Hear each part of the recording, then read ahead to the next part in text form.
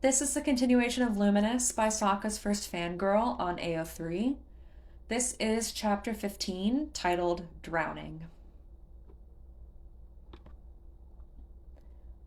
Link, Sidon. Dorfan's voice was thick with relief when they entered the throne room. Link kept his eyes on the floor. Sidon kept a guiding hand on his shoulder, which was just as well, because Link was sure he'd fall over otherwise. Distantly, Link noticed a trio of Zora kneel when they walked in. One of them, a woman, said something, some apology about not finding Link and Hateno. Sidon said something about resting. Link let Sidon usher him away, up the stairs and into the palace proper, back to his and Mipha's room. Well, just his now. Fuck. Still in his armor, Link fell face first onto the bed and pulled one of the pillows on top of his head, hiding away. Sidon sat on the floor next to the bed, and his sigh sounded nearly as tired as Link felt. You saw Mipha, Sidon all but whispered. Link only managed a weak hum in response. Armor is not comfortable to sleep in, Link. It was far too easy for Sidon to haul him up, albeit gently, and push him towards the wardrobe. You need rest, Sidon said. Proper rest. We can talk properly in the morning. But you look like you're going to faint. Please sleep. Link grabbed the first pair of pajamas he found, ducked behind the changing screen, and all but threw himself back onto the bed when he was done. To Sidon's credit, he didn't try to make Link talk or even ask any more questions. He stayed there, oddly silent, until Link drifted off. When Link woke up, it was still dark out. A glance at the slate said it was 3 a.m. Sidon was no longer in the room. His eyes burned, his limbs felt weighed down. He was utterly exhausted, but something woke him up. What was it? Chosen. My chosen. Alarmed, he sat up. There was no one in the room. He'd heard that voice before, hadn't he?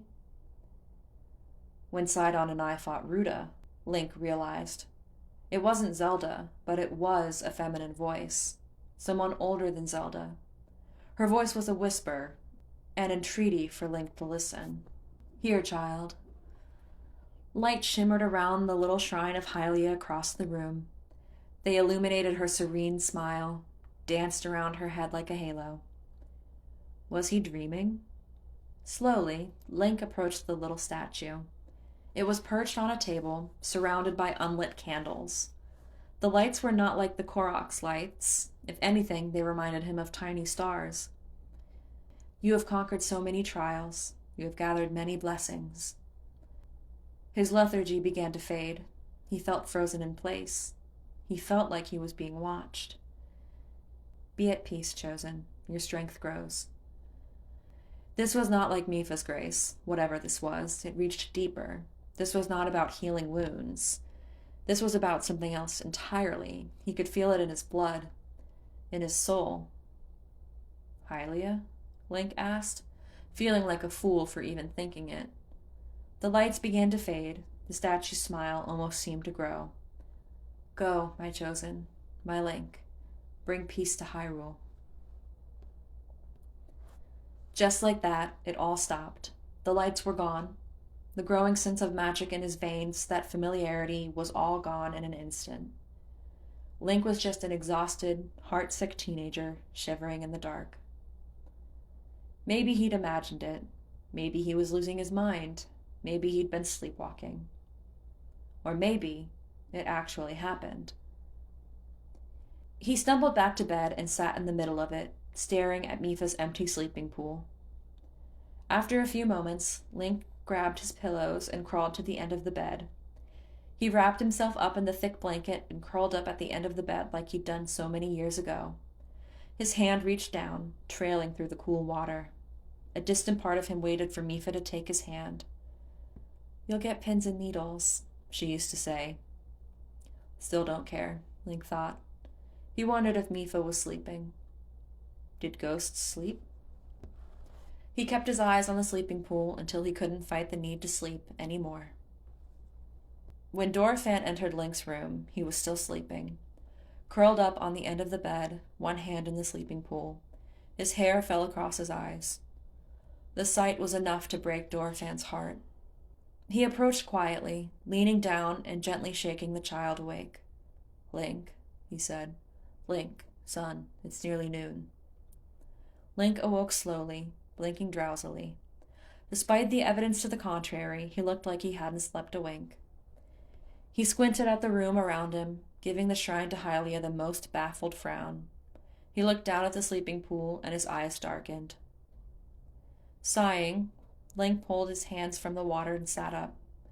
His hair was a bird's nest, and he rubbed his eyes. "Sorry," he signed. "What did you say?" "It's nearly noon," Dorofan repeated gently. "We'd best get some food for you." Link didn't look concerned. That fact alone was alarming. "And I think we need to talk about yesterday," Dorofan said. "About Ruta." Link nodded. He looked only half aware. "I'm sorry," Link signed. "Whatever for, child. I couldn't save her." There was no need to ask who he was talking about.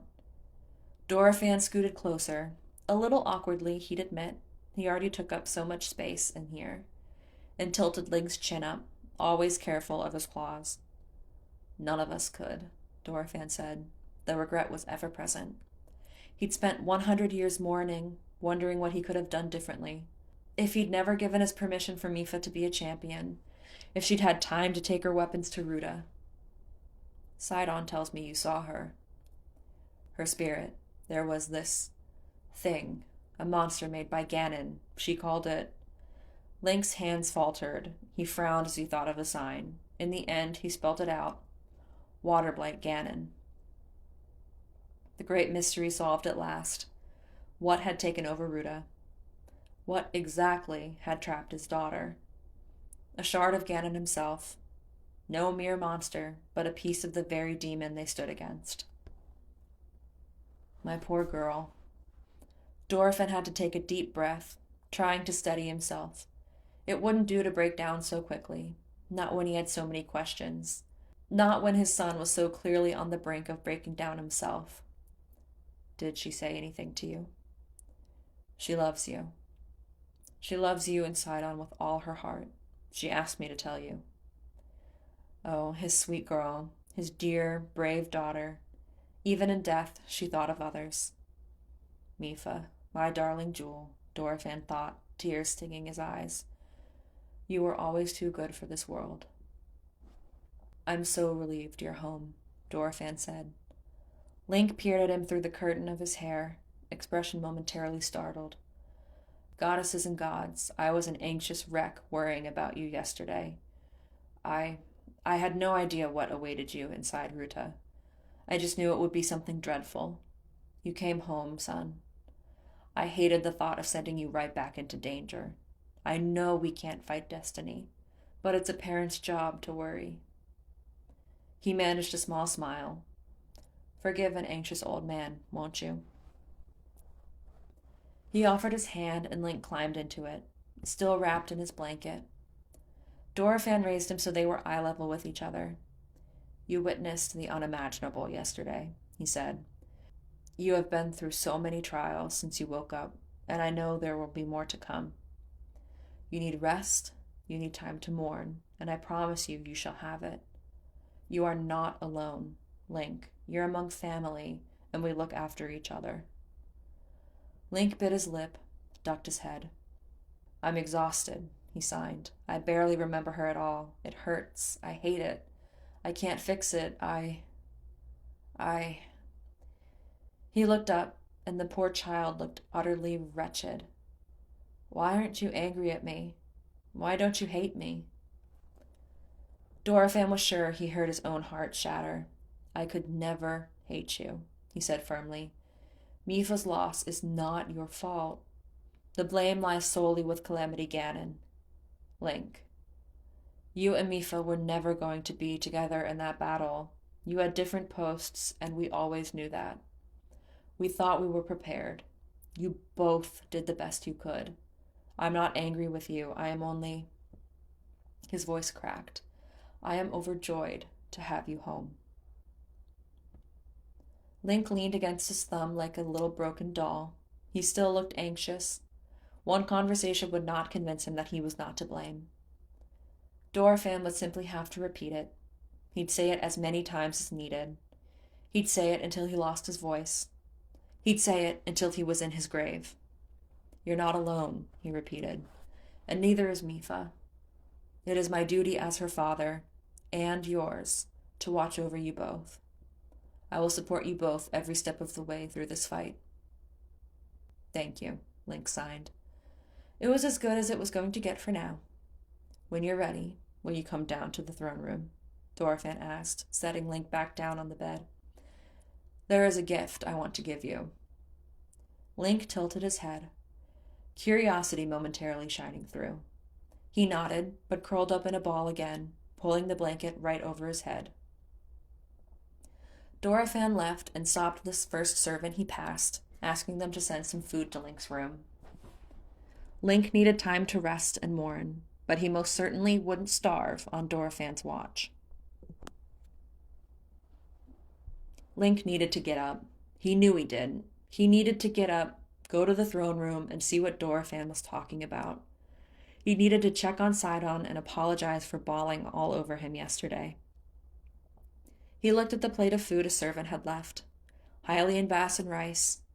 He'd need to eat too, but the whole thing seemed like such a monumental effort. Mifa would freak out if she could see you like this, a part of him hissed. That made him sit up and grab the plate. He ate slowly, his stomach heaving unpleasantly, and the food was ice cold by now, but at least he ate. Somehow, he wasn't surprised when Coda burst in unannounced, followed by Finley again. "Rise and shine, Linny," Coda announced.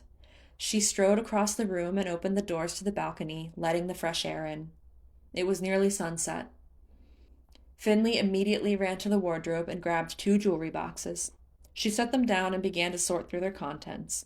"Up," Coda ordered, hauling Link to his feet. "Into the bath with you. A proper bath. Don't you dare rush yourself. You smell like monsters and your hair's a mess. If you need help, call for me, make a noise, break the mirror for all I care. I don't care if you're naked, just alert me." "Coda," Link choked out, mortified. He could feel himself blushing. Finley let out a startled giggle. "Bath," Coda repeated firmly, pointing to the bathroom door. She turned towards the wardrobe.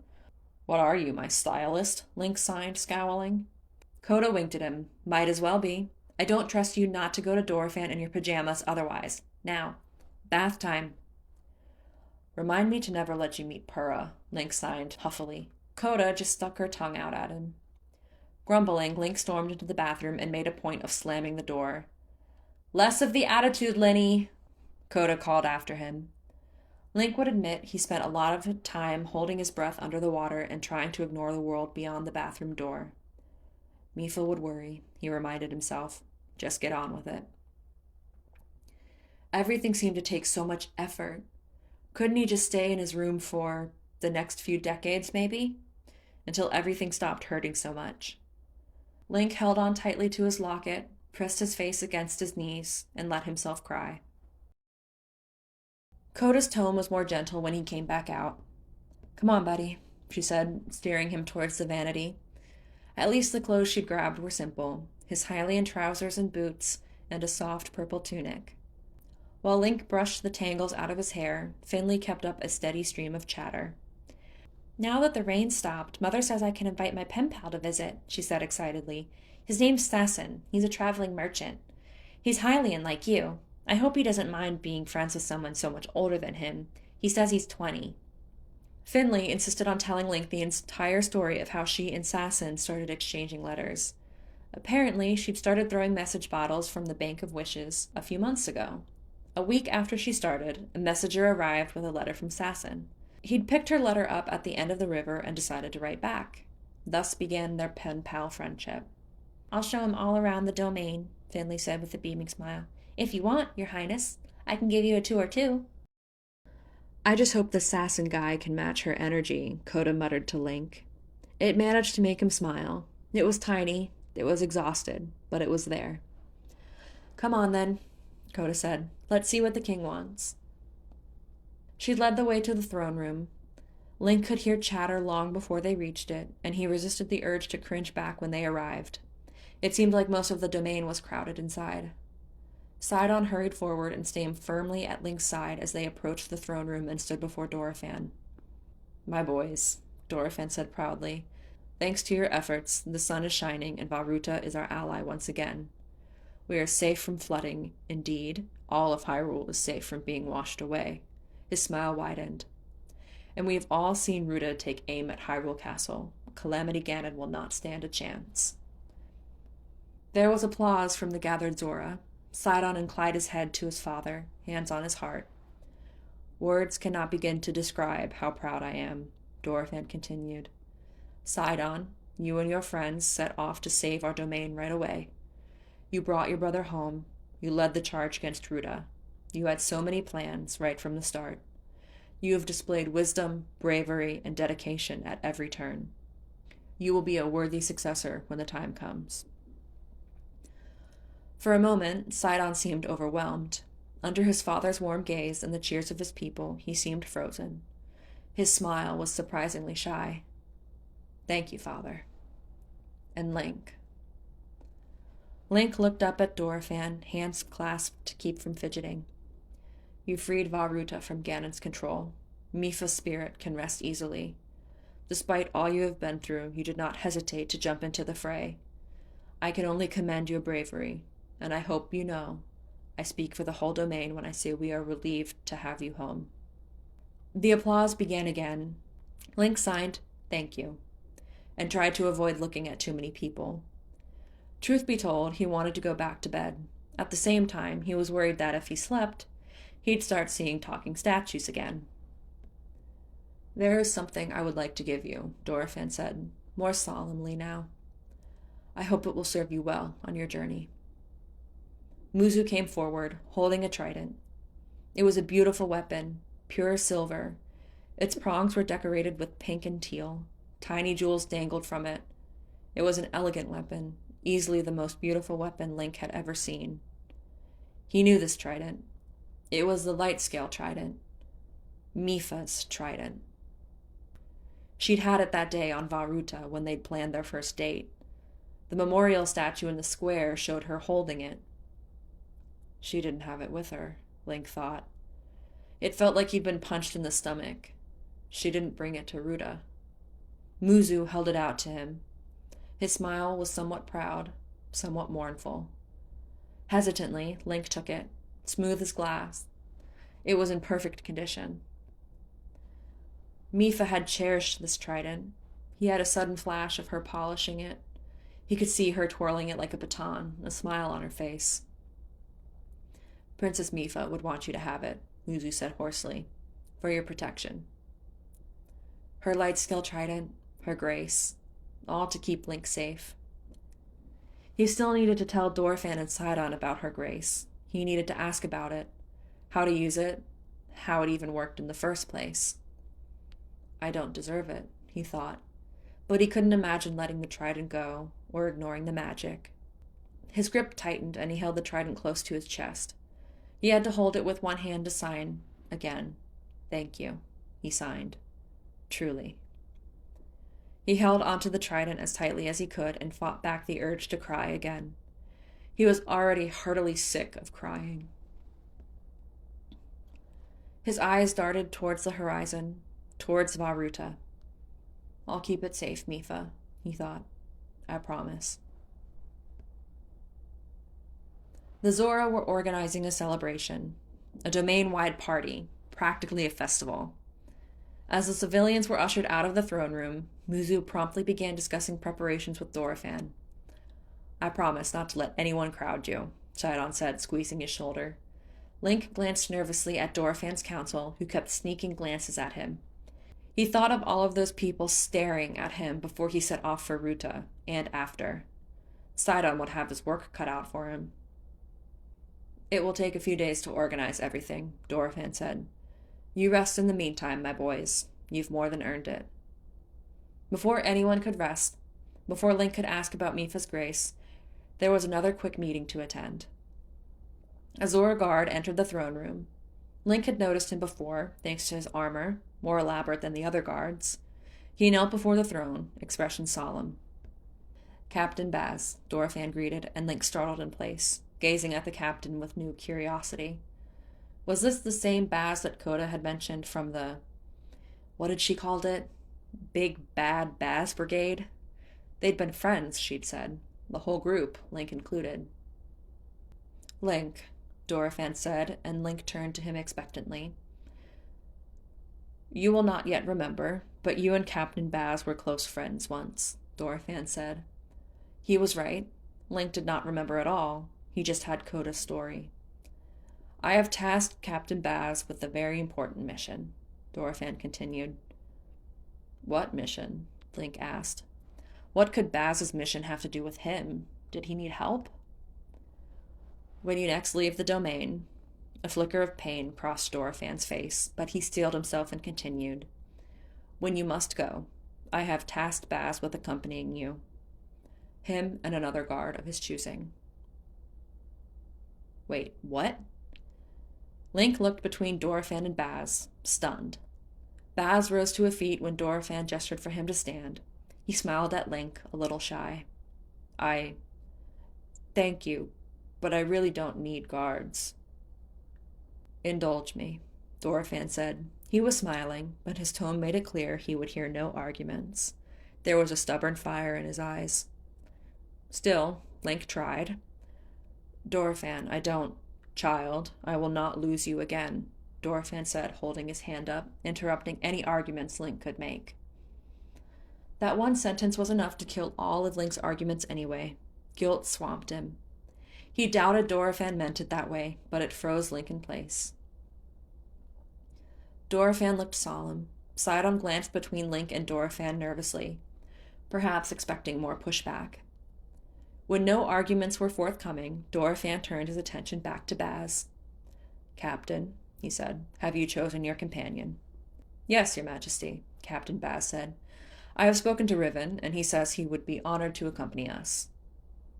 Riven, that was the guard by the bridge, right? Another friend Link couldn't remember. One of the nobles, a Zora man with blue scales, grumbled something about escorts. Link couldn't quite hear him. The Zora woman next to him, with rose-pink scales, elbowed him sharply, and he shut up. That's decided, Dorothan said, satisfied. We can work out the details later. For now, everyone back to work. Link, Sidon, your only orders are to rest. Thanks so much to anybody who listens to this. I will leave a link in the description for the original fic over on AO3 as always. If you like this, please leave kudos and comments for the original author over there. I will be back with chapter 16 whenever I get that finished.